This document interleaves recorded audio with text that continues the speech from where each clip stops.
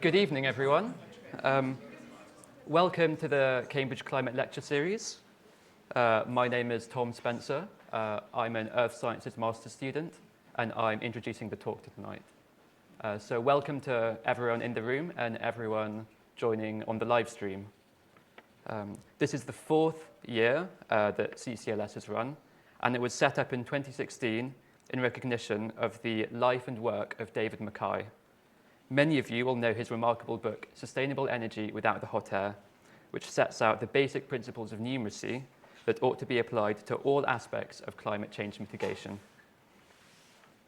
So for anyone watching on the live stream, please submit questions to the hashtag CCLS2020 on Facebook or Twitter, or you can use the YouTube live chat. For the Q&A session, I will be joined by my colleague Alex, who is a third-year engineering student. So our speaker tonight is Professor Marie-Claire Cordonier Segger. She is a Leverhulme visiting professor at the University of Cambridge, senior director for the Centre of International Sustainable Development Law, and executive secretary for UNFCCC COP26 Climate Law and Governance Initiative. She is an award-winning expert jurist and professor of law and governance on sustainable development, author and editor of 22 books and over 80 papers. Professor Cordonier Segger also edits a Cambridge University Press series and serves on the editorial boards of 5 law journals. She is a full professor at the University of Waterloo, Canada, chairs several expert commissions, and chairs several expert commissions and the future board of BitBio, a Cambridge biomedical firm. And as former general counsel to UN treaty bodies, advises countries on implementing climate change, biodiversity, natural resources, trade, and investment accords. She is a fellow in law for Lucy Cavendish College and co-founder of CEE NRG and CCCE, affiliated fellow of LCIL and laureate of the Justitia Fundamentum and other honors. So please join me in welcoming Professor Cordonier Segger.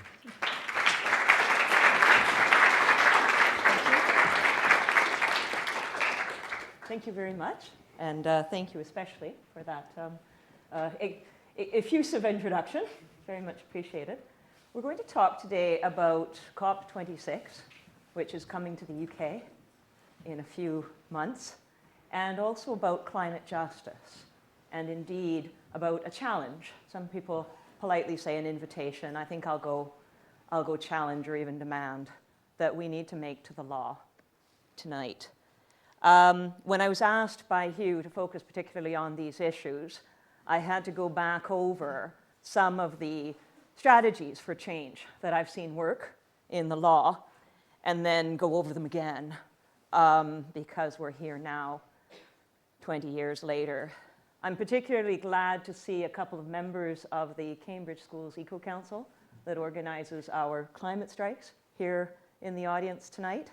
As a proud mum who follows the strikes to make sure that my kids don't get hurt, I actually am more inspired by that than by anything else that's happening these days. I think the way the world has changed since I was 17, traveling by land from Canada to Panama to Chile and then up to Brazil for the Rio Earth Summit in 1992, and getting arrested on the floor of the UN when they told us that our friends from Brazil would be taken to the Brazilian prisons while the international kids would be let go because they didn't want scandals with our governments. Looking forward, 1992 to soon approaching 2022, and looking at the attempts that the world has made to find, to struggle, to reach toward each other, to cooperate on a problem the scale and size of climate change. It's in a way actually deeply depressing that I'm here tonight having to still talk about this. And it says something about humanity's ability to cooperate, which is a bit disillusioning, really. In this talk tonight, I will briefly lay out the global challenge of climate change. I'm assuming an audience that understands that climate change is important, or you wouldn't be here and you wouldn't be wearing that pin. And I think also it's only fair to stick to the topic I've been given and try to give a little bit of an explanation of the juggernaut of 30,000, 40,000 people who are coming to the UK in a few months to try to resolve some issues that are outstanding from the Paris Agreement and moving forward, as well as to say a word about climate justice more broadly and the scale of the policy challenge that is before us. And then I think, to invite the law to respond and to lay out a few ideas for things that the law can and should be doing before laying out a forward agenda that I think is particularly important to universities. Now, just to check in order to start, I'd like to just get a sense, how many here in the room are working on climate change in some way, teaching it, researching it, community leader, going on marches is also working, by the way. It's actually hard work. Yeah, okay, good.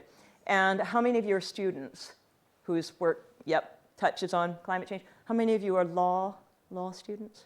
All right, this one's particularly for you. I get the sense that quite a few of the other talks have been on science, so I'm going to do my best to have everybody who isn't already working on climate change in the law walk out of here and start. Climate change, a global challenge. We all know that greenhouse gas emissions and global temperatures are rising.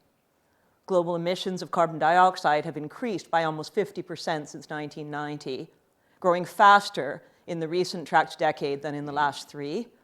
And global temperatures have already increased by 0.85 to 1.1% in the last 5 years. If current trends continue, by 2030, global warming will exceed 1.5 degrees Celsius irreversibly. The difference between 1.5 degrees Celsius and 2 degrees of warming, let alone the sort of 3.6 to 4 or even 5 that some of the tipping point scientists have been telling us about, is crucial and devastating. We're looking at between 1.5 degrees versus 4, sea levels rising, glaciers melting, oceans acidifying, coral reefs bleaching, forests and grasslands burning, wetlands and peatlands drying out, and this is already happening. But furthermore, I want to submit that if we care about the 190, nearly 200 countries in this world, and not just about ourselves, what's truly troubling about climate change is that it's undermining decades of efforts to go in the other direction and to secure sustainable development.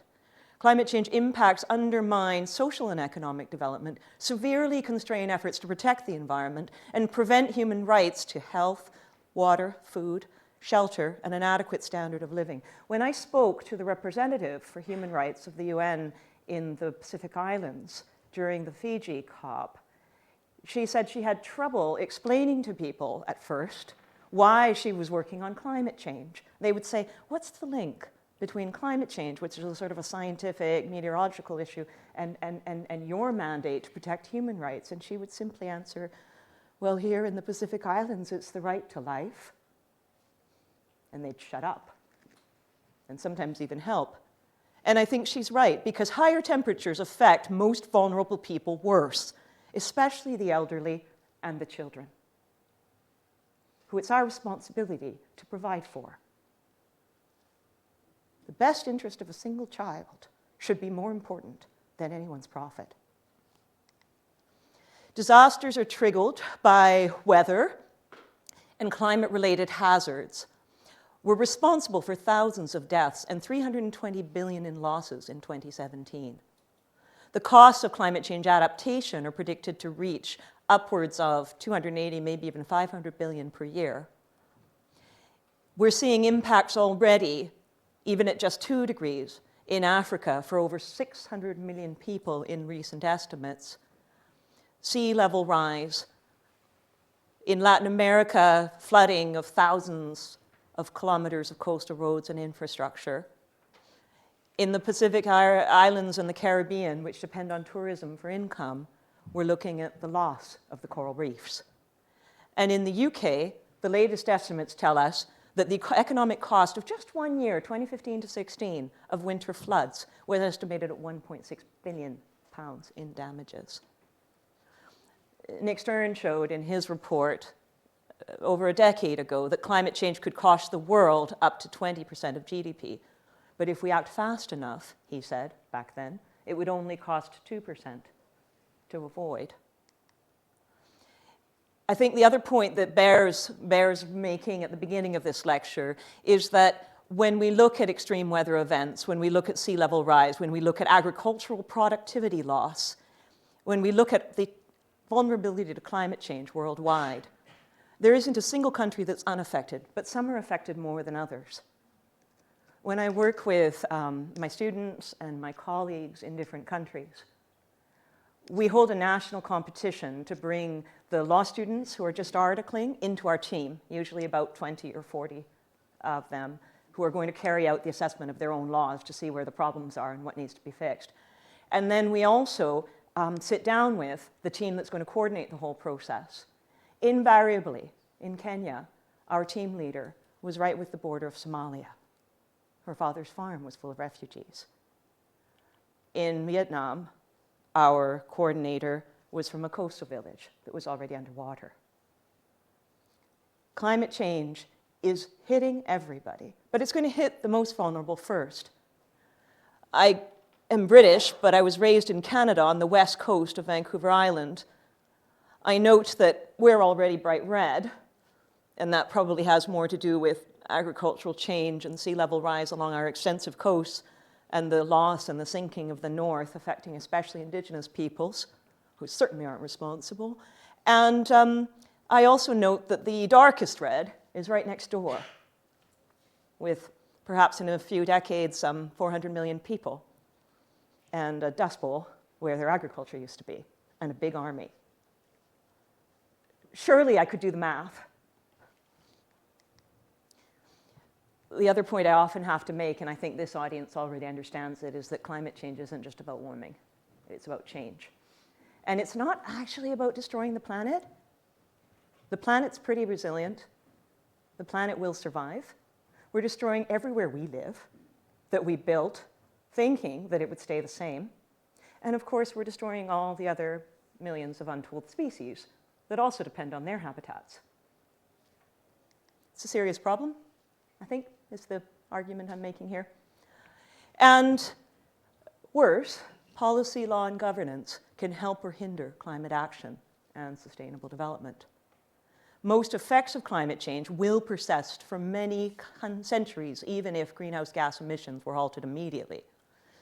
But most troubling, current regulatory and financial regimes guiding our economic growth continue to privilege carbon-intensive options rather than promoting sustainable development pathways and low greenhouse gas, climate-resilient development options.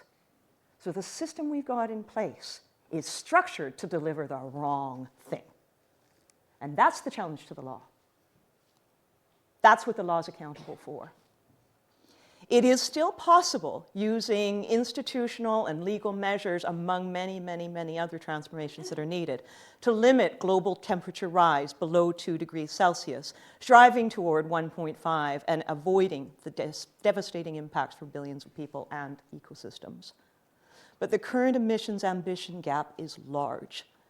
A threefold emissions reduction increase is needed just to limit warming to 2 degrees, and a fivefold increase is needed for 1.5 degrees. Major regulatory, institutional, economic, and technological transformations, if carried out immediately, offer the world a chance to limit dangerous consequences to below this threshold. But that window of opportunity is closing, and it affects every sector. I'm going to come back to that in a second. So what's the global response? Countries as diverse as Haiti, Fiji, Kenya, the DR Congo, Vietnam, Bangladesh, China, Germany, oh yes, and the UK, struggling to find some kind of consensus that they can advance on together. Many of the countries I work with, I mainly work with the bottom billion, are They have 2 people in their whole environment ministry that works on this issue. Yeah? 3, maybe? One of them's a lawyer. I probably know them. They might be a student of mine. So going fast is sometimes at the price of going together.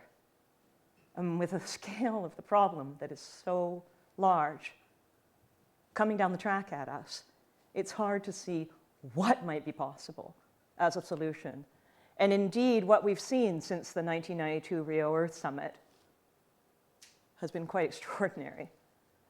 First, the Framework Convention on Climate Change simply set up a way for scientists to collaborate and start actually exchanging science, and maybe a framework where we would look at targets, and maybe also an annual meeting and a few national authorities who took 3 to 10 years to actually appoint, by the way, in most countries.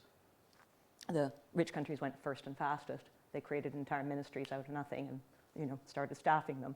But many of the others were struggling to even understand what their own emissions were and why they would possibly be responsible. Through a process of global collaboration, slowly, and we came in when the COP was coming to us in Montreal. My institute is based at McGill University in Canada, and my colleagues who had been with us since Rio, since '92, speaking in the conference rooms and chanting in the streets, they were all coming to Montreal. And we were holding the COP in November. I don't know if anyone here has been to Montreal in November, but we have tunnels beneath the city. You don't see the light of day for 6 months for a reason, right? We have jogging clubs in those tunnels. We have bookstores in those tunnels. We have cafes, sidewalk cafes in those tunnels. There's a reason. -20, -35 wind chill. And my colleagues were coming from all over Africa and the Pacific Islands, Latin America. And so we invited them because they were being put nowhere for the weekend after they'd come all that way. We invited them to come up to McGill for the weekend, and at least the lawyers among them who were there advising their delegations to sit down and talk about, since it was the first meeting since the entry into force of the Kyoto Protocol, talk about what they were going to do to get binding laws in place ASAP to implement the Kyoto Protocol. Now, what was extraordinary about that was that we booked a room for 40 people, and we invited the lawyers who were on the delegations, and 400 people registered. There were more lawyers in the woodwork than we knew. So we got a bigger room and organized some panels and some discussions. And what we saw was a cliff. We saw people coming along working on global negotiations, maybe maximum 500 people who understood what was going on, and another 15,000 who cared and were trying. And we saw it falling off the cliff after that. The hundreds of thousands of lawyers that would be needed, if you just look at the criminal bar in my country, to implement the Kyoto Protocol were nowhere in sight. Just a bunch of, law students and people like that. Everyone knows youth can't change anything, right? So tracking forward from 2005 through to the Copenhagen Accord, through to the Cancun agreements, through to the very difficult discussions in Durban and Doha, where half the country thought we were there for an air conditioning conference. And we actually do have a capable network of national authorities now, and a process of what we call national communications. They're reports, accountable, transparent reports that can be checked and measured, finally. And we've got a few pieces of the Paris Agreement between Copenhagen and Lima right before Paris that are getting agreed bit by bit. The Warsaw International Mechanism on Loss and Damage, the Green Climate Fund, the RED Plus and the safeguards for human rights in that, the technology mechanism in Doha, the gender platform for action in Lima. And those pieces were brought together in Paris. Now, I was in the middle of a meeting of experts who were looking at how to regulate natural resources, the easy ones like fracking, internationally, when I got a call from the then General Counsel of the Framework Convention on Climate Change. He said, "Marie Claire," and I said, "Yes," and he said, "Have you looked at the news?" And I said, "Well, Dan, COP is in 3 weeks, but I'm just in an experts meeting. Can I call you back?" And he said, "Look at the news now." Of course, I turned it on and I saw the terrorist attacks in Paris, and I thought, oh my goodness me. Strangely enough, the COP went forward, And the COP went forward with a commitment to multilateralism that was highly unusual, that we hadn't seen for 20-odd years, where the one thing that the national parliaments were saying and that the national heads of state were saying to their negotiating teams in Paris was, you show that we can cooperate internationally. And I actually thought, maybe we should cancel Climate Law and Governance Day and, try to make things easier on the Parisian government and on France as our hosts. And I brought this up because most of the members of the Ethics Commission were helping in one way or another with the agenda with Mary Robinson and others on the Paris Agreement. And it was actually the law professor from Kenya who just looked at me and rolled her eyes and she said, Marie-Claire, if you cancel, they will win. Right then, okay, we're going to go ahead. We were very lucky. Guy Canivet was part of our team. He was the Chief Justice of the French Constitutional Court at the time. Il a plaidé. He went to the Ministry of Interior and begged for the chance to not cancel our event, even though it was at the Sorbonne. And we were able to achieve the beginnings of a national and international partnership on climate law and governance, born there and continuing ever since. Madrid we'll go into in a second. But I will just point out that even though Chile had a lot of issues at that time, and frankly, they were paying attention to the new constitution or collapse of their country, so it was a tough time for them, they had actually stepped in order to replace the original chair of that COP. Does anybody know who was going to chair the 2020 COP? Brazil. Thank you. Yes. That's the primary co-chair of our Cambridge Schools Eco Council sitting at the back. Just to put a bit of context, in Paris, it wasn't just unusual because people were told, come higher, hell water, you're walking out of there with a treaty. It was also unusual because the climate change action agenda, which had just been agreed in the Sustainable Development Goals at Goal 13, was also being put into the context of what a sustainable development pathway really looks like if we're serious about it. And the links to that action agenda, because climate change isn't just in Goal 13. We actually didn't think we'd get Goal 13. We traded it at the end for Goal 16 on justice. It was either neither or both. Oddly enough, the countries that wanted better prisons, and the countries that wanted climate action were kind of directly opposed. In the end, we got both, better prisons and more climate action. And the justice agenda is a bit broader than that. But zero hunger, clean water and sanitation, affordable and clean energy, climate action, life below water, life on land, peace and justice, the right to life. All of these are involved in the climate change picture. And actually, all of them have binding treaties behind them. They're not just policy, they're law. In Paris, we got the peace, Goal 13, which was referred to in the SDGs, that we had been waiting for. It's not perfect, it's far, far from perfect, actually. But it's the beginning of an end to that argument that we've been facing for over 30 years, that the world hasn't agreed on this and therefore nobody has to do anything. No, that's gone now. We have a treaty.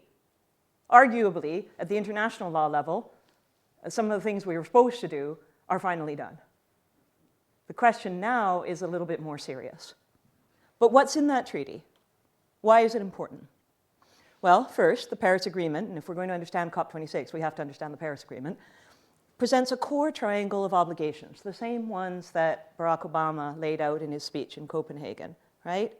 We have climate action. It's a political agreement, not just a legal one. Climate action, which means adaptation as well as mitigation. We reduce greenhouse gas emissions everywhere we can, but we also support adaptation and resilience everywhere we're already too late.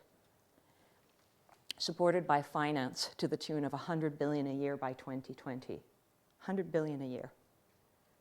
Backed by transparency, reporting, common metrics, a way of ratcheting closer and closer in accordance with science what actually is being done so that there isn't double counting and leakage and slippage, right? And that's the core triangle of obligations you find in the Paris Agreement. It's there to enhance the UN Framework Convention on Climate Change, stabilization of GHG emission concentrations in the atmosphere at a level that would prevent dangerous anthropogenic interference with the climate system, in order to allow ecosystems to adapt naturally, in order to ensure that food production is not threatened, and to enable economic development to proceed, but in a sustainable manner, decoupled from the emissions, right? In the North, a lot of times, we like to forget this bit, which is odd, because if you look at the strikes and the riots and the chaos in the US or France when unemployment hits a certain level, and then you think about other countries where unemployment is 80 or 90%, there might be some issues there with just saying, oh yeah, we didn't really care about the economic development side of it. It was a compromise. What we got in Rio was a compromise, and what we got in Paris was a compromise. And the more that we don't take seriously that commitment to finance, the more that we don't take seriously that commitment to development in places where people have to go to bed at night knowing that simple medicines aren't available that would save their only child. The more that we don't take seriously that, the more we lose everything that we've achieved so far. And they've actually tried to get the sort of 20 or 40 countries from the OECD, who are the large final emitters, together in a room. Forget about all those people from those developing countries and those small island states. They're just noise. They keep complaining about their islands sinking and things like that. Now we're going to talk Turkey. We're going to find a solution. We're going to compare notes on how many high emissions we have, and we're going to what? We kind of forgot what we were here for. There's nobody here who's asking us to reduce. None of us really want to. We've all been lobbied before we came. Nothing's happening. The large final emitters process, take a look at it. You need everybody around the table in order to have the urgency for action there. And that means continuing to be committed to economic development in a different way, in a way that accords with those sustainable development goals. And that means that the Paris Agreement has to deliver on that, together with all of those other treaties that were cited in that earlier slide. If we take seriously the promises we made in Rio, the promises we made all the way through the process, we have to deliver on the anti-poverty agenda as well as on the climate action agenda. Under Article 2, we try to do that. In the context of sustainable development and the efforts to eradicate poverty, we will be holding the increase in the global average temperature to well below 2 degrees above pre-industrial levels and pursuing efforts to limit the temperature increase to 1.5. We will be increasing the ability to adapt to the adverse impacts of climate change, as well as fostering climate resilience and low greenhouse gas emissions development. And we will be making finance flows consistent with a pathway toward low GHG emissions and climate resilient development. It's a pretty tall order to get all of this done and to bring 200 countries with you.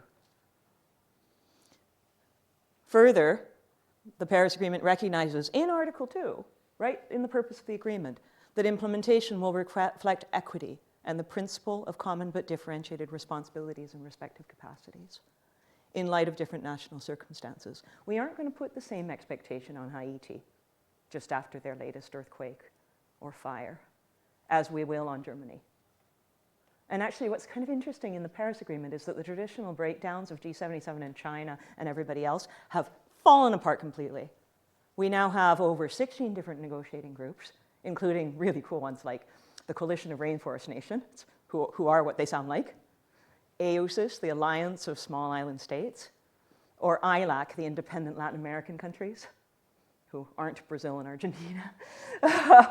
It's truly incredible. And actually, I mean, you would have thought from some of the press that the EU was out there as this really, really clean, green set of actors. But actually, there's an environmental integrity group that includes South Korea and Mexico and Switzerland and Liechtenstein. And they're pushing quite a bit further than what the EU is willing to agree to. So it's an interesting set of differentiations that are starting to be made, which makes sense also from a practical sense. If you're going to be assessed by a jury of your peers on whether or not you've met your emissions reduction, I think it's better that Ghana is sitting down with Zambia or with Botswana and comparing notes rather than being assessed by Sweden, right? Bit better understanding of what the challenges might be, bit easier to talk to each other about how to find a solution to those challenges. All parties will undertake and communicate ambitious efforts through their nationally determined contributions to the global response to climate change. Efforts of parties will progress over time with support. That is carefully worded, but it means what it says. All right? I would argue that a commitment of a nationally determined contribution registered with the UN is legally binding, the way any state that poses a unilateral declaration in international law is bound. I know not everybody agrees with me. But I would also argue that if we've agreed to this progression over time, and here I think I'm on pretty solid legal ground, not very aspirational, that ambition, once given, is locked. You can only progress forward. You don't go back. All right? So once you do determine at the national level that this is going to be your emission reduction, this is going to be your contribution to finance, this is going to be what you do for adaptation, you can't turn around 4 years later and say, oh, actually, without getting kicked out of the agreement. Key mechanisms to implement the Paris Agreement include, yes, those nationally determined contributions. These range in size from 4 pages, saying we're going to reduce our emissions here in Morocco by 46%. We're not quite sure how, but if we get the finance that we need, we'll reduce by another 23%, and we know how we can do that. To 50-page, 300-page, 7,000-page reports that get lodged with the Secretariat, showing every single line. Those are the guys who have a lot of capacity and a lot of money to put toward their report. But what you end up with in the NDCs, and it's a bit of a mixed bag, is some that are specifically focusing on the emission mitigation, emission reduction targets, and saying how they're going to do that, especially in terms of renewable energy and energy efficiency, and maybe a little bit more in transport or infrastructure or agriculture. And some that talk about both their mitigation targets and their adaptation and resilience targets. Right? That's not actually as strange as it would sound. It's not that we're trying to compare and gather together and stock take oranges, apples, and bicycles and alien spaceships, although it sounds like it. It's really more that some countries have just done a large national adaptation plan, a NAP or a NAPA, or a national adaptation strategy, and then they come along, they have to do a nationally determined contribution to mitigation and say how much funding they need in order to be able to reduce by a further percentage, and so they just do that because they don't have the capacity to do another adaptation side to it, okay? So also understanding that we're not starting from scratch in any country. These countries have been trying for the last 20 or 30 years, most of them. We have the mobilization and directing of the climate finance, and the climate finance roadmap, which was released in Morocco, was actually co-chaired by the UK. And you know, it's one of the only times when a discussion of climate finance at the UN has gone well. It was not a bad report. They looked at it very, very coldly and calmly, and they said hundreds of billions are going to be needed, and this is where we think we're going to get them from. And it's not going to be easy. Interesting. That transparency that countries from especially the Global South have been calling for served them well that day. And the transparency in terms of reporting, verification, global stock taking and peer review in Article 13 and 14 is a crucial measure of the Paris Agreement. So are the cooperative approaches, sustainable development mechanism, and non-market approaches that are laid out in Article 6 and are still being discussed, as well as the technology cooperation mechanism, which was set up in Doha and then basically brought into the Paris Agreement and stitched together. Further measures for the Paris Agreement implementation include cooperation for capacity building, education and public awareness, implementation and compliance mechanism in Article 15, and also governance and dispute settlement. We had a set of provisions on entry into force or accession, and we had to look at them very carefully because, of course, as you probably know, the Paris Agreement entered into force. The ratifications were faster than any other international treaty in many, many years. We had ratification and entry into force within a year by Marrakesh. And then we were all looking at each other saying, the commitment period doesn't start till 2020. How are we going to get this ready? And actually, that's been important the whole way through. Because as you can see, the way that the Paris Agreement is set up, a country brings its nationally determined contribution to the global response to climate change. It usually makes a commitment to reduce emissions by a certain amount. It also makes a commitment to reduce further if finance is provided. And they all bring their NDCs, at which point everybody, not just states, and certainly not just the UNFCCC Secretariat, can compare and contrast and accumulate and analyze those 180, 200 NDCs. And they can say, under the global stocktake, which takes place 2 years, 3 years before the next commitment period starts, where would we be at if we met all of these pledges? Where would we be at? And if we're looking at 3.6 or 4 degrees, even without catastrophic events that might lead us to 5, we haven't done enough. Those pledges aren't going to serve us. That's where we're at right now, by the way. And so the second commitment period takes that into account.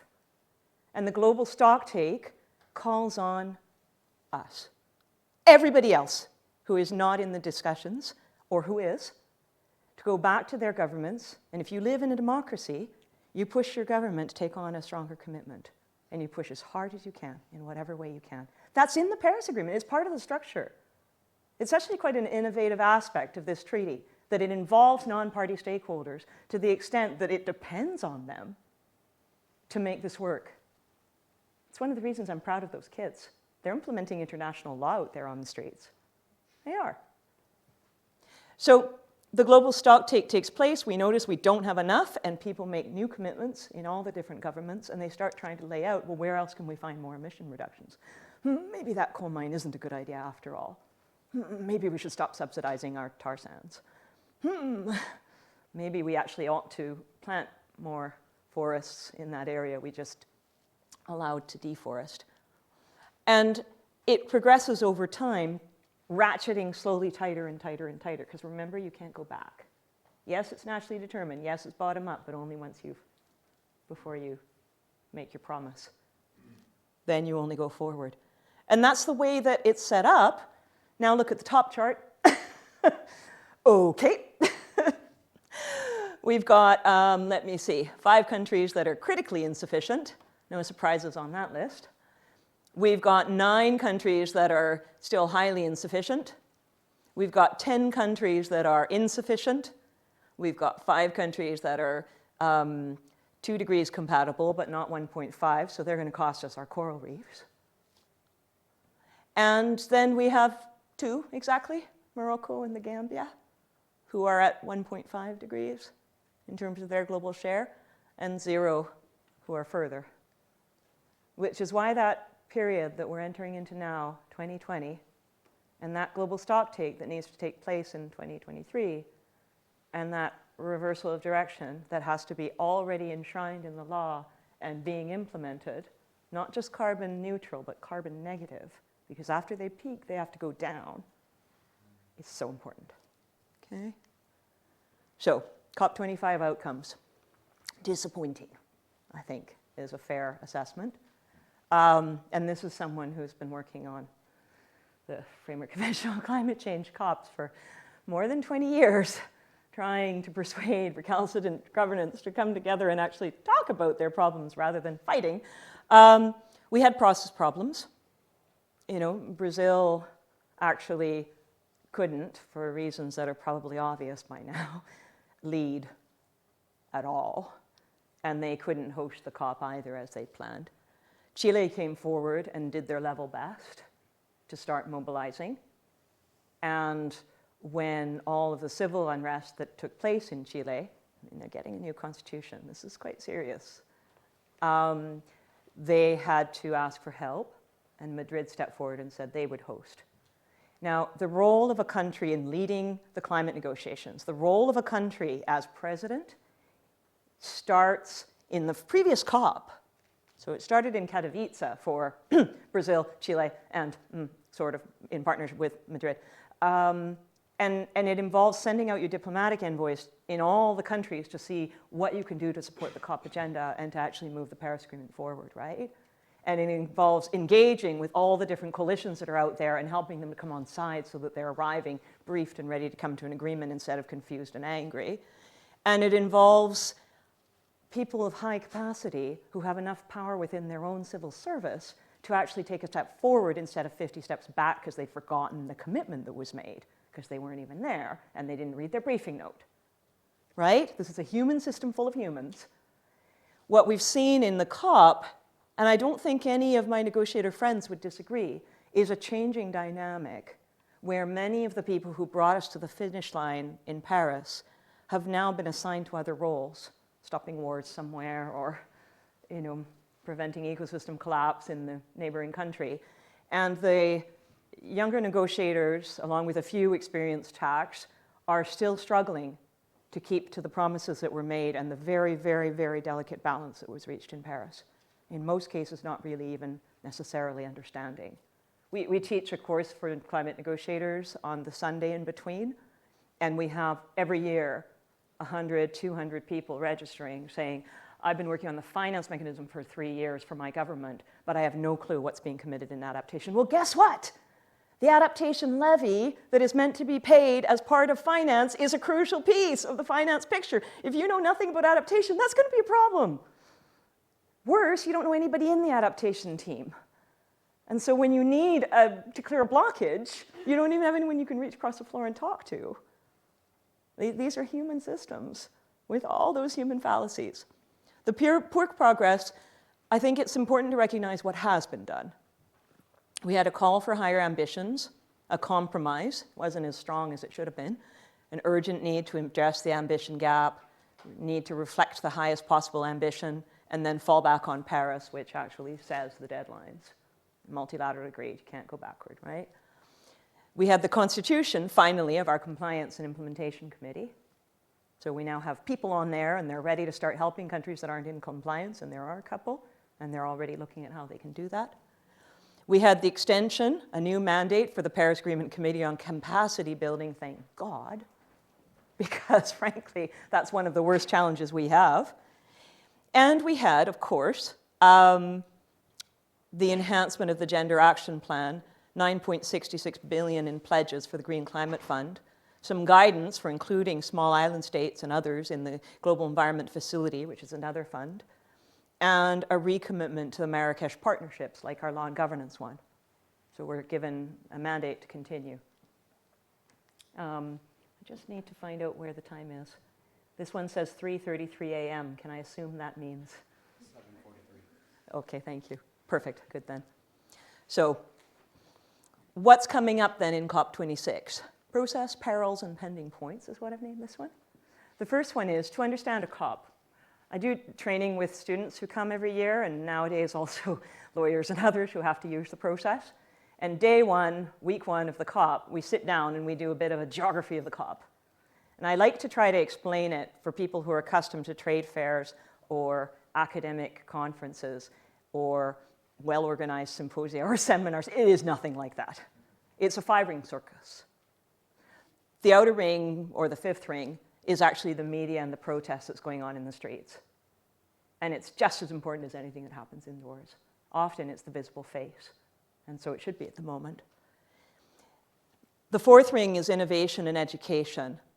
There's a green zone, which any member of the public can register online and go into, and people who are working on education projects, people who are working with kids, people who have written letters to the Secretary General or letters to the Executive Secretary of the UNFCCC, their letters are displayed, art projects are displayed, people who are taking over their university vice chancellor's office get together and have meetings on the floor. The indigenous people present traditional knowledge and non-market-based approaches. Products that are being generated that are low carbon or zero carbon or carbon negative are displayed, and people are given ones to share.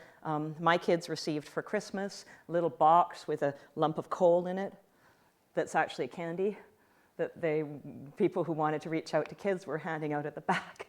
It's a pretty neat place, and actually I recommend that if you do go to Glasgow, don't miss the Green Zone, because it's the only inspiring place in the COP.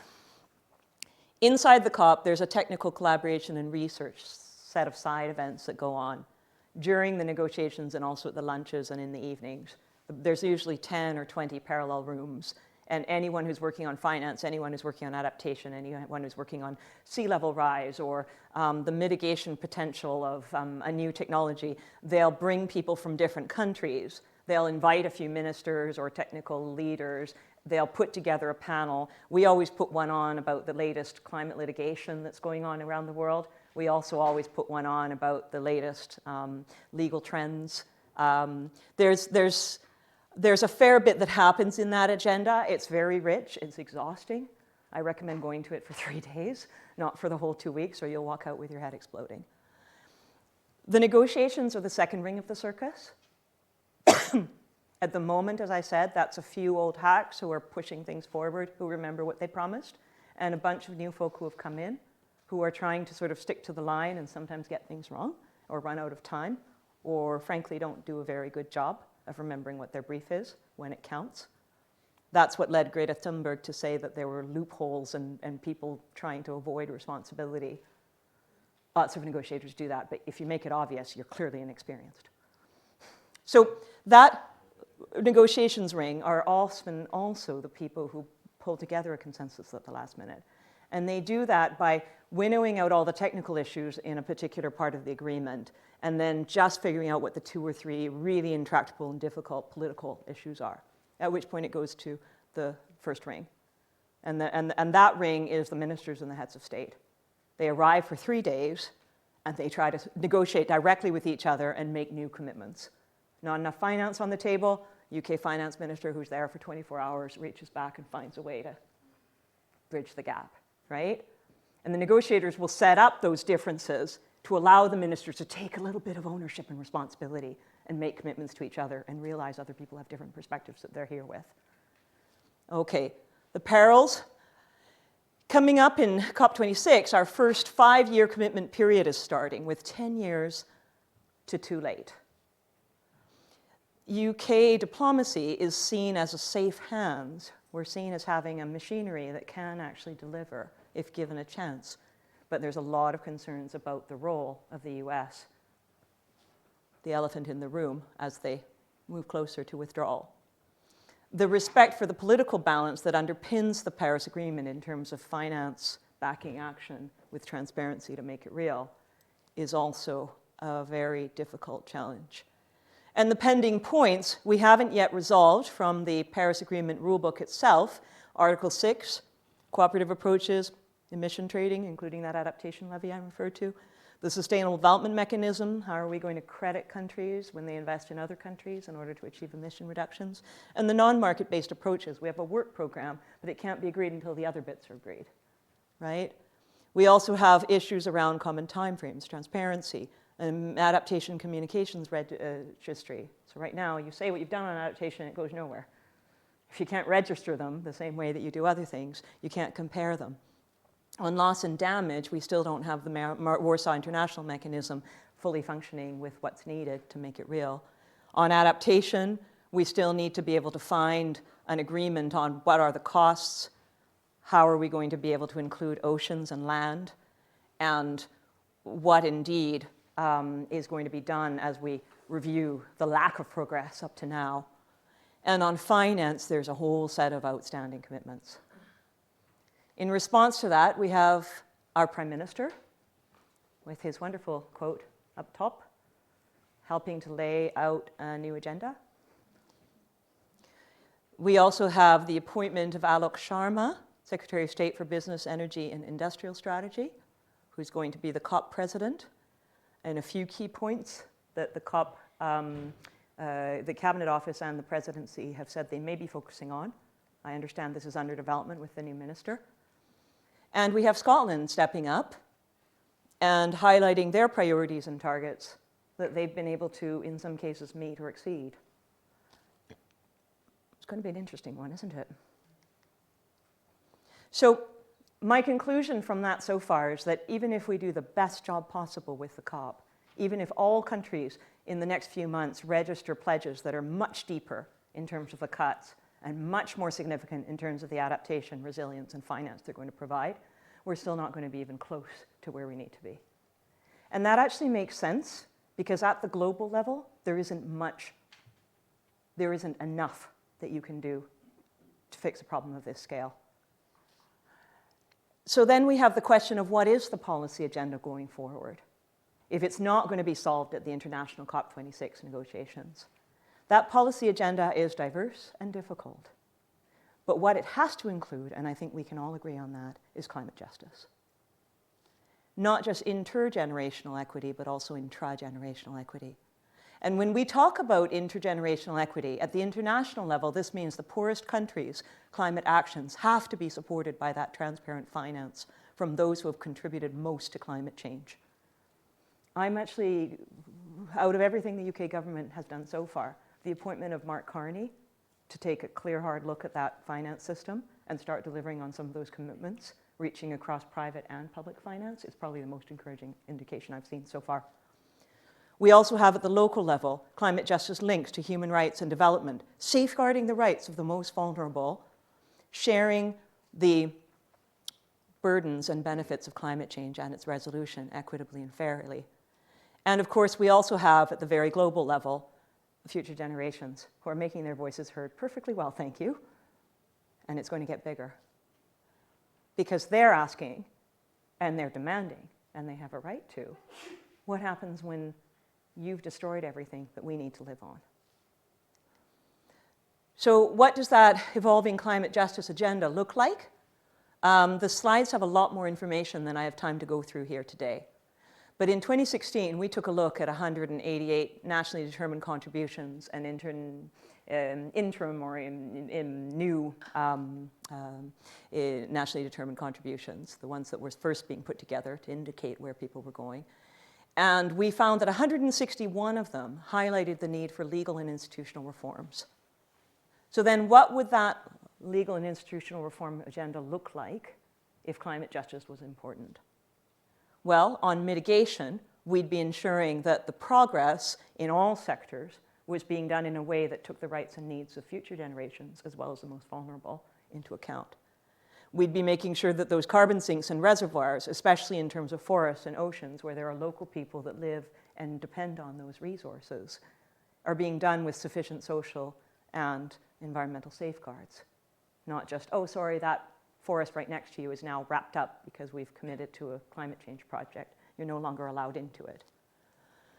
And we'd be making sure that our mitigation technology incentives use whatever is needed, including on the health side, to be able to address the challenges that are coming. Not just the sexiest technologies, but everything we can possibly pull in.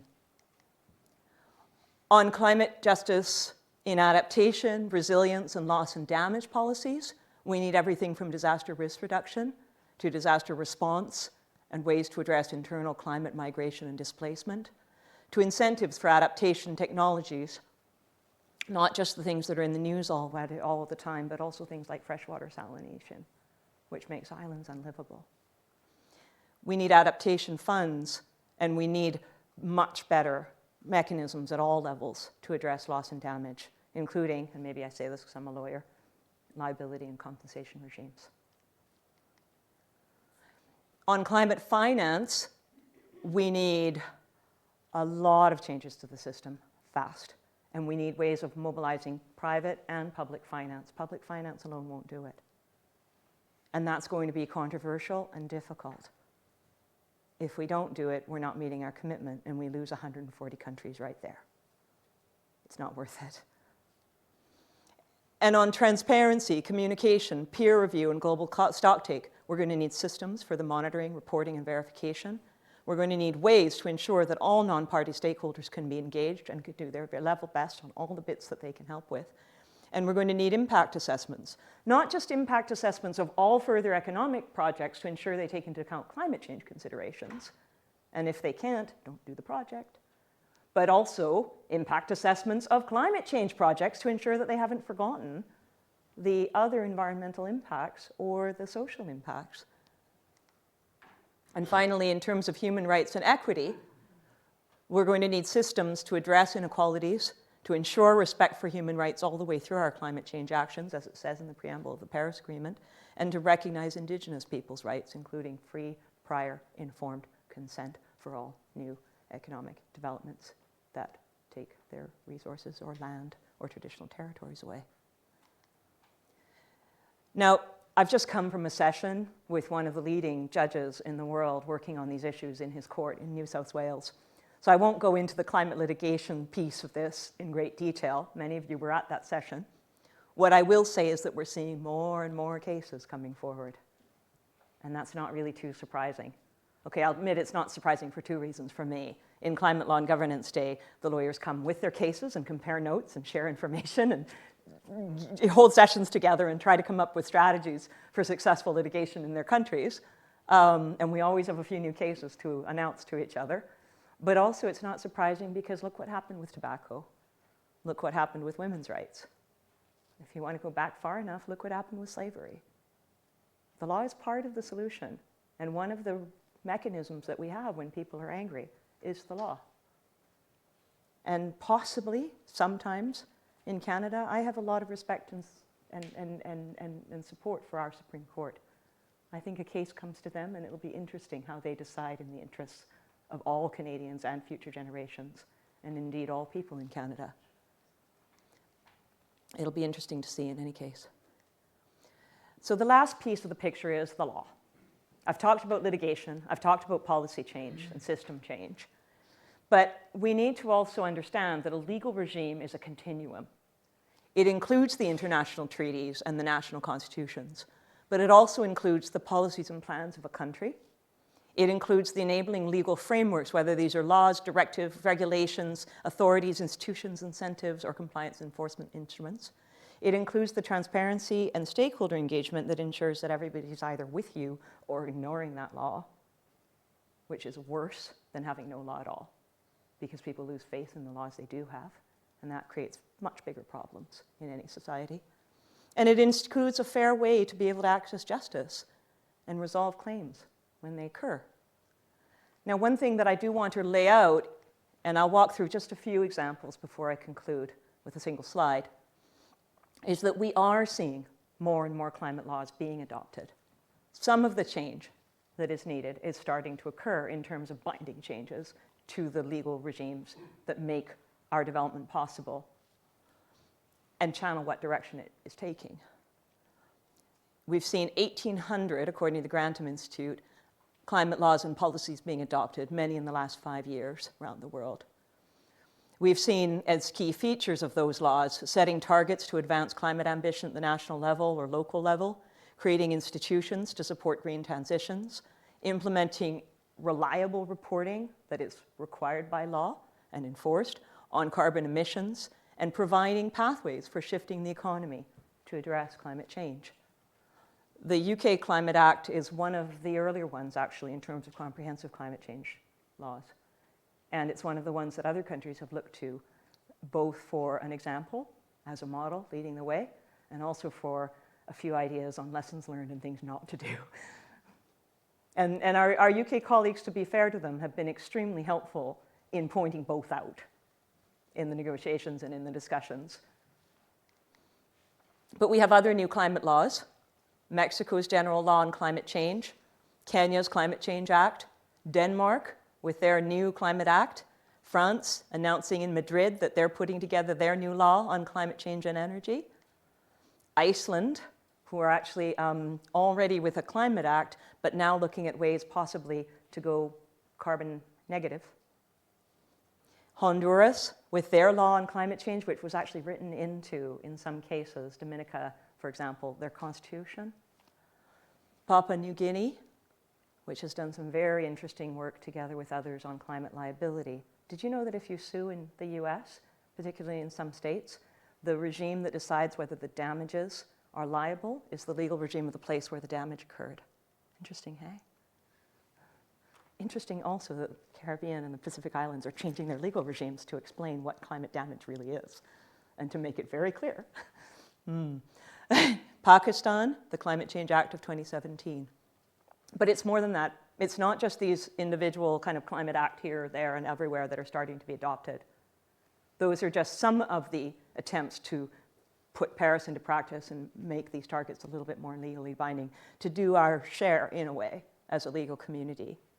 And I'll be very frank, you know, the law has been more of a sword than a shield for climate change over the years. And changing that is a project. It's not as straightforward as simply saying, we're going to help. First, we got to stop hindering, right? So what we need to be able to see are changes in the law that affect mitigation. And it's more than people think. I mean, that list gives you an idea. Everything from transport to water to land use planning to impact assessment to black carbon and HCFC controls. 3 examples: changing the energy transition, renewables. You have to ensure that that's participatory, transparent, and accountable. Changing natural resources and agriculture sector management.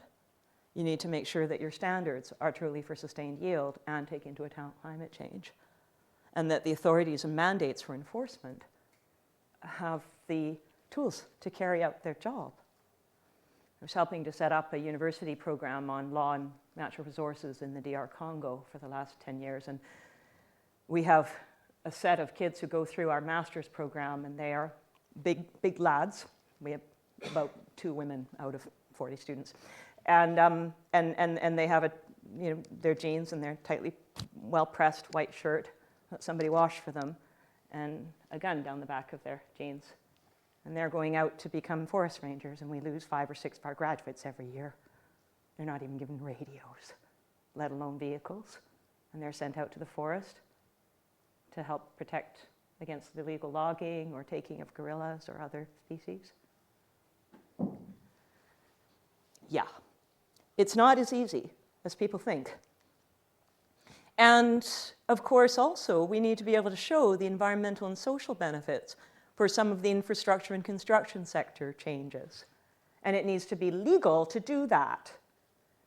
If you're in a tiny municipality and you're looking at privileging zero-emission buses over old black carbon economy ones, and you're told that the only thing you're allowed to take into account in a procurement tender is the price point, how many of you are going to feel confident enough to challenge that with all the trade lawyers you have to help you out and to actually say, no, we're going green here?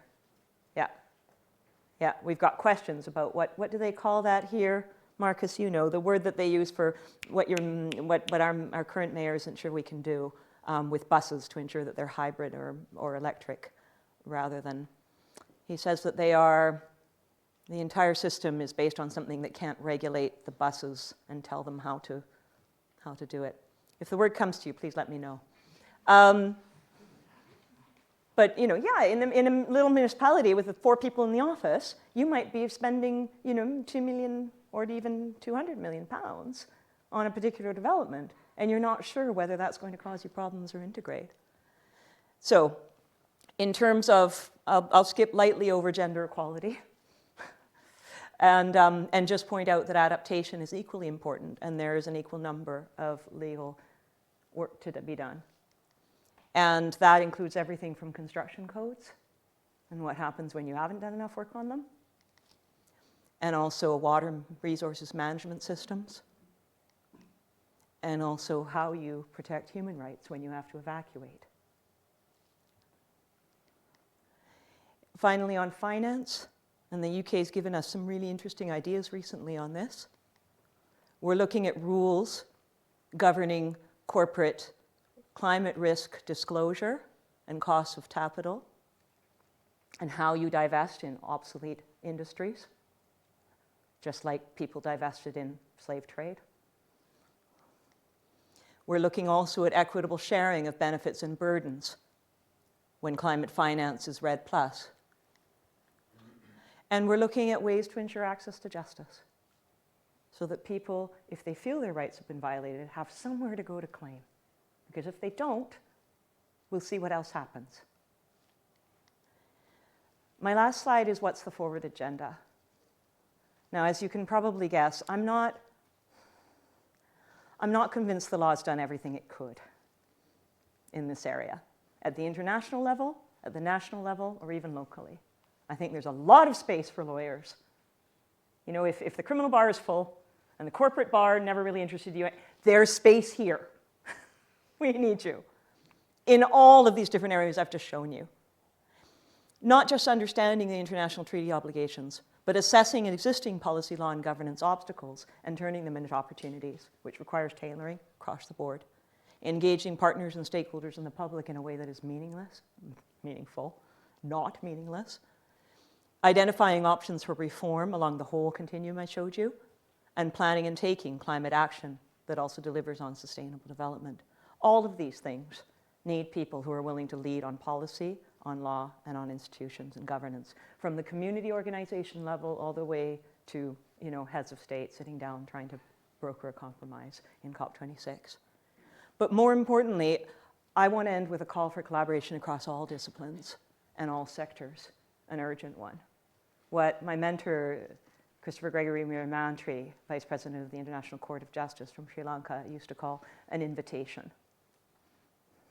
He was very strident in his invitations. I think we need to act now to address that capacity chasm so that we're not falling off a cliff with no capacity to address these issues across our society until those young people come out of the universities ready to actually do the work and trained for it. We also need to reach all students and youth now, supporting the new leaders who are coming up from the universities, the technical schools, the communities, the primary schools, the eco-councils, whatever they need in order to be able to start taking action now. You know, there used to be a time in Canada where every kid by the time they were 16 knew how to fix a combustion engine in a car. Nowadays, I'd really like to know that they can build their own wind power generator. Leave the combustion engine obsolete. But we also need to build, strengthen local, regional, and international projects to actually get acting on the ground now. Develop and use the best available science. And there's a lot that universities like Cambridge can do. And work on that transparency, access to information, public-private participation, and access to justice. The focus has to be on the needs and interests of current and future generations. If we take seriously our commitment to climate justice, that is the imperative. It is so close to too late. And this is the generation that can make a difference. Anybody here who's a lawyer or studying law or working in any way in policy or community organizations or leadership roles, just please try to see it that way. You're part of that one generation that has a chance to address the justice challenge of our century. It's worth doing. And I commend everybody here who put your hands up at the beginning and said you're already trying. Keep trying. This isn't going to be solved by COP26, and it's not going to be solved by that municipal procurement officer who has to work within the constraints of whatever their constraints are. It's going to be solved by everybody else in between, in every country. That's the scale of the challenge, but it's also the scale of the opportunity. Thank you.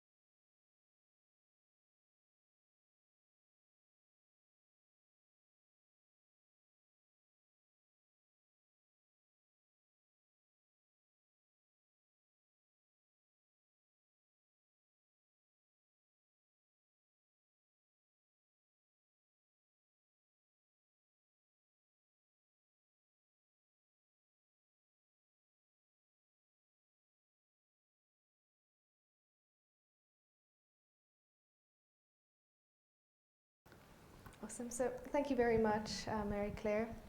My name is Alex, and for anyone watching the live stream, I invite you to ask questions either in the YouTube comment section on the live stream or using the hashtag CCLS2020 on Facebook or Twitter. So before we get into the audience questions, I have one of my own. Your So- prerogative. Yes, I mean, that's why I'm here, right? No, so you mentioned the issue of double counting in Article 6. What do you think is the main setback that keeps pushing it back every COP? And how do we get motivated, get a people voice, and make a change on it? Okay. I think that what we sometimes forget is that Article 6 is part of the Paris Agreement package. And the rule book had loss and damage, which affects a certain set of countries. It had Article 6 with Article 6.2, 6.4, and 6.8 laying out different sort of, emissions trading and cooperative approaches, but also a sustainable development mechanism which would take over from the clean development mechanism. But now everyone's got a target rather than just some. And it also has the non-market approaches and what that should look like in a work program through the Framework Convention itself and through the Paris Agreement. And so that balance that is needed, first to achieve consensus on how the emissions trading and how the counting of those emission reductions and the application of them in one area or not, and what that looks like with all the NDCs looking so different, is still elusive. There are some technical issues that were advanced but not resolved in Madrid, and there are some political issues, like countries saying, well, if the developed countries that made these commitments are not willing to take into account the actions we've already taken under the old regime, then we sort of feel like we're being sold a very restrictive envelope right when we need to grow. And it's not something that is unsolvable, but it's something that definitely I heard over and over again in Madrid.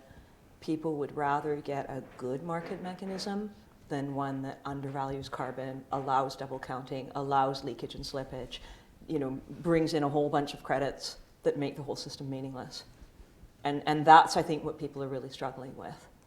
There are many technical issues in there, but there are also a couple of political issues. And until we solve both Article 6 and the other outstanding issues on finance, loss and damage, adaptation, until we can get that trade right, there's discussions of a levy on every trade that would go toward adaptation. And there's some thoughts that that might actually help even within the mechanism to make it more fair. The issue is still one of who can participate and how to participate in a way that is truly meaningful for climate mitigation, right? Hard to set up at the global level. All right, awesome, thank you. Yeah. So now into the audience questions. So I have two questions from folks online. The first is from the DRC. Okay. And that is, what will happen to countries that are unable to achieve their ambition? And what are the solutions to assist them in that case, given their developmental context? And then the other is from Bangladesh. You spoke of loss and damage, but the UNFCCC and the Paris Agreement lack specific finance provisions related to loss and damage. What do you think in terms of the ability to have those provisions or any supplemental modalities to assist in loss and damage? Okay, those are both good substantive questions, and they're giving you a flavor of what it's like when the people who are online asking are sitting beside you at the table, and you're there saying, I want my, clean, green construction regime, and they're saying, what do I do with the people who have already lost lives, who have already lost entire villages? How do I answer their claims? On the first question, the DRC, he's asking about, can you remind me? What do you do when they don't hit their target? Yeah, the compliance their mechanism. NDC, and what are the solutions to Yeah. assist them? So the Compliance and Implementation Committee was constituted in Paris. There are some very good lawyers on there, including folk from our research institute who have incredible levels of expertise and a fair degree of also concern and sympathy for countries that aren't yet in compliance. Not being in compliance can be everything for we couldn't actually generate a report and get it to the UNFCCC on time, right?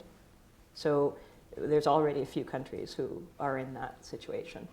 And what the Compliance Committee is meant to do is to facilitate and help countries to come into compliance. It's set up in the same way as the Montreal Protocol, so far the most successful international environmental treaty, according to some. So the idea is that first you look at, with a jury of your peers, with friends who know what your situation is in your country, what the problem is, and then you mobilize whatever support is needed to get you into line.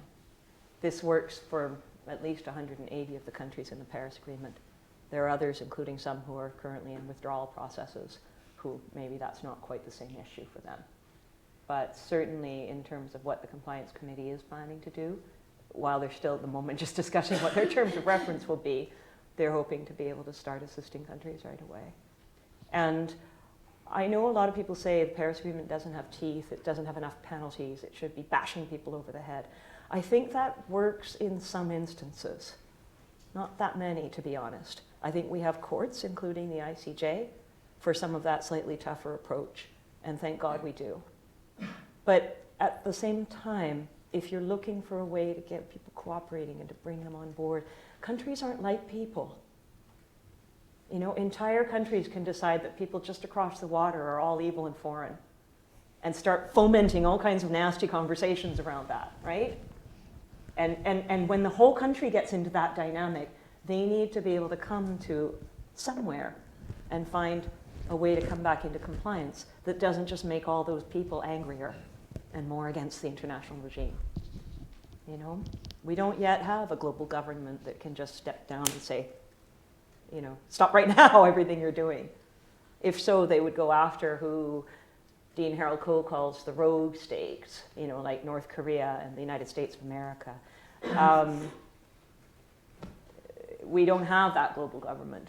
What we have is a forum where all the countries come and they try to talk things through and prevent wars. And that's kind of lowest common denominator minus, but it's what we've got right now. So that's on compliance.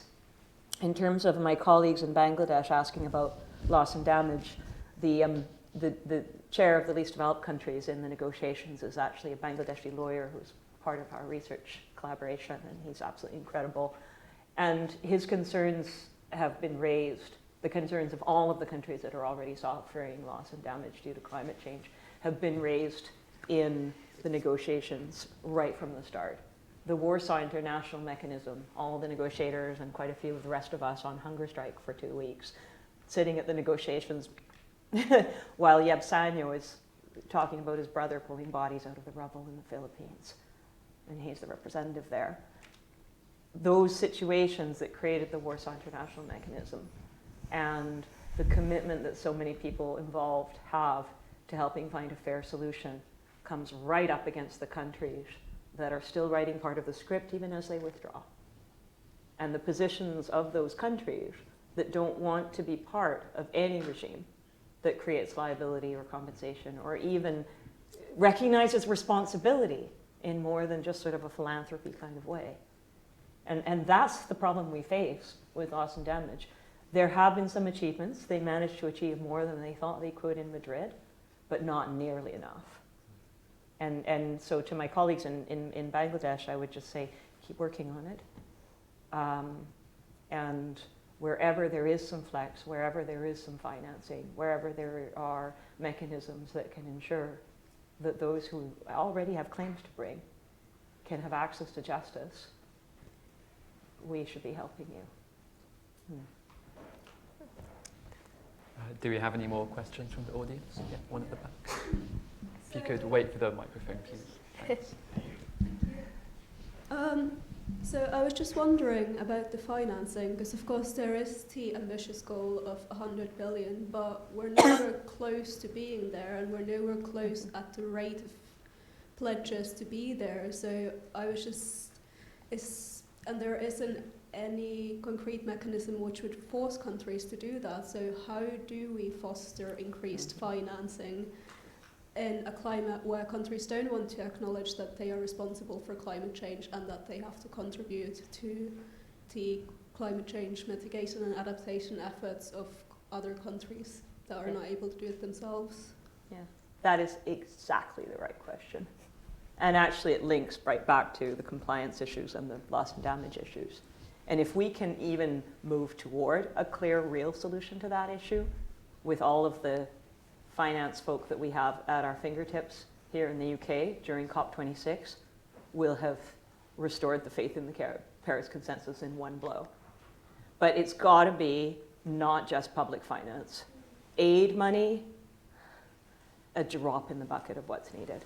And already committed to some rather important projects too, on gender, on the other SDGs, on health, on water. I wouldn't see all that money taken away from those projects and put into climate change projects that aren't bankable and aren't ready for them either.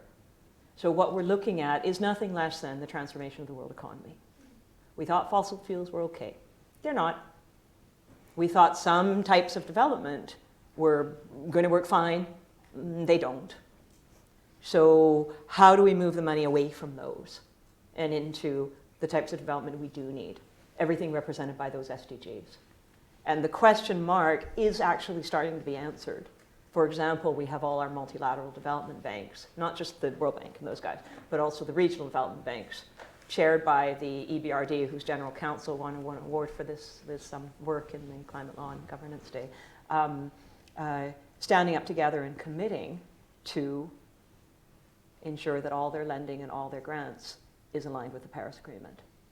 Now, you would have thought that was obvious, right? There are countries sitting on the boards of these institutions, even if we're still struggling with the governance framework for the Adaptation Fund, and it's 67% developed countries sitting on the board deciding who gets money. Even if all of those issues are still out there, you ought to be able to say, okay, hang on, those same countries have made commitments under the Paris Agreement. They're now sitting in the bank. They should be making decisions so that they don't break the Paris Agreement in their bank lending decisions, right?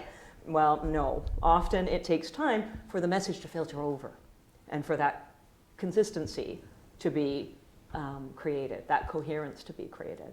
We're seeing the same thing. The UK, as I understand it, has embarked on a new program of adopting its own trade and investment agreements.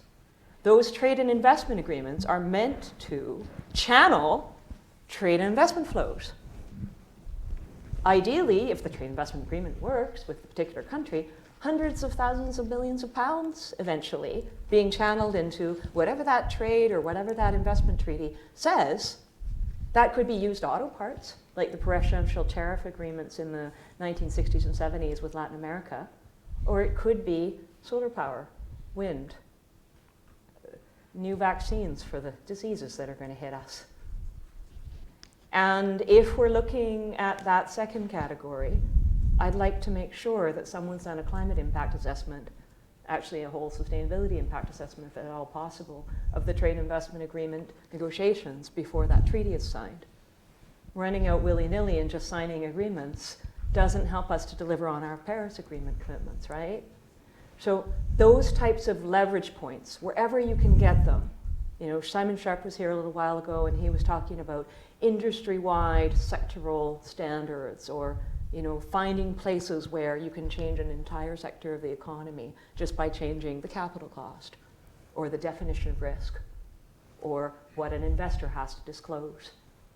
I think we're going to have to look at every single one of those different techniques. And here's where I stick my neck out a little bit. I'd really like the people who are setting up the carbon taxes to be very, very good tax lawyers. If there's any tax lawyers in the audience, could you please help us with our carbon taxes? Not because I don't adore my environmental law colleagues, but I would put it to some of the best qualified in their field. Would you really want to be writing a tax that would work with all those economists phoning you all the time and all those complicated rules and the existing tax code that needs to be reassessed and reevaluated and changes made? Probably not. So let's get the people who can make these changes. Kind of like when you're in government, you sit there for 3 years and you're pushing papers around and you're receiving briefing notes and you're putting budgets together, and then you're at the decision-making table and someone says, we've got this climate change project. Okay, guys, yay or nay? Marie-Claire, what do you think? Oh, we'd better do it. 3 years worth it, suddenly. So all those directors of banks, all those non-executive directors on the boards of corporations, all of the people who are involved in private equity, finance community, what's going to be their one, all 3 years were worth it? Because that's all it sometimes takes, is that one little decision right at that moment. You're the trusted person who's sitting there, and you're thinking just a little bit broadly about what the public interest is and what duty you owe to future generations. And that's what's going to change our financing system. As I said, I'm actually cautiously optimistic that Mark Carney's involved because he's got a bit of a history of taking a hard look at some of these issues. Okay, Sorry, lawyers have to talk. No worries. So we have a question coming from YouTube. So the people are saying that they've been talking and they feel like, especially in the media, there's a lot of pressure on individuals to make changes, to recycle, to save water. But at least publicly it's not spoken about as much. Like, what is the pressure on the companies and the governments? Do they have an incentive, or to them is basically the person is saying money is money, and governments may not have an incentive to, or companies may not have an incentive to make those changes? Yeah, there's a legal principle called subsidiarity. Does anybody know what that means? It's a bit vague and obscure and a little bit kind of odd. But it's the idea that decision making should be led by the people who are most affected at whatever level. And it's actually quite a profound and disruptive idea if you take it to its conclusion. So if at an individual level you're a single mom with 6 kids and you manage to recycle, good. And if your kids are coming out to the climate strikes, even better, right? But am I going to be asking you to set up your own bank and start financing development projects, and only if you really know how to do it and it's going to work for you, right? At the community level, there is jurisdiction over things like what kind of procurement we have for our bus fleets. Are they electric or are they diesel, spewing particles into the air that bring all the kids out onto the streets? And at that community level, there's a whole set of decisions that need to be made. You go at all the different levels, and you can find ways to address all of those issues I laid out there, right? So yes, I think the individual level is very important. If everybody had all choices available to them, and it was easy to make those choices, because, for example, public transport was green, reliable, and frequent, then we would see a lot of much easier individual choices. But that doesn't take away from all those other levels. And those are still humans in there. You know, laws are written by humans for humans, as we've seen with the collapse of ecosystems. We're clearly not writing them for the other species. And getting those humans to start making the right decisions is, I think, what's needed now. We don't have time to only act at the individual level. We have to act all across the system. And if somebody is in charge of 20,000 employees because they're the Deputy Minister of Natural Resources in a fairly large country with a lot of natural resources, I want to see them taking action commensurate to that responsibility. That's a bit beyond recycling. I think we have time for a couple more questions. Well, I think we're coming to the end of the live stream. But Marie-Claire, we had Salim ul-Haq here in our very first series of the CCLS. And he was all about loss and damage. Where is loss and damage 3 years on? Yeah, I was meeting with him and with the government of Bangladesh about this in Madrid, and they're deeply disappointed with what they see happening in the negotiations. They managed to save the situation from a complete disaster. They do have an experts group now that's been set up to look at some of the issues. They do have now a discussion that some countries are willing to engage in about finance. They also have people telling them that they need to take out private insurance. In the poorest countries in the world, hit by climate change, and we're recommending private insurance companies? Really? So it's not an easy one right now. And I actually think we probably will have a solution in COP26. The elements are there, but I also know that unless we solve a couple of other really important pieces, like the Adaptation Fund and the governance challenges there, and like the finance, not just for loss and damage, but for everything, and like Article 6 with the adaptation levy, those are the moving pieces that I'm not sure they're going to agree to loss and damage, even just to make the Warsaw International Mechanism work properly, without also agreeing to. So we've come to the end of the live stream, and I would like to, before saying thanks again to Marie-Claire, just to remind you that next week, Nick Watts, climate change and public health, and the following week, Jeremy Leggett on solar power, and then the Cambridge Science Festival. Oh, and I should point out that we will be hosting a law and governance conference here with some of the leading lights from around the world on the 30th and 31st of October, right before COP. Our idea is basically for the students and academics in the room to bring all of the folk who are coming to Glasgow to Cambridge first and have them have a chance to talk to you.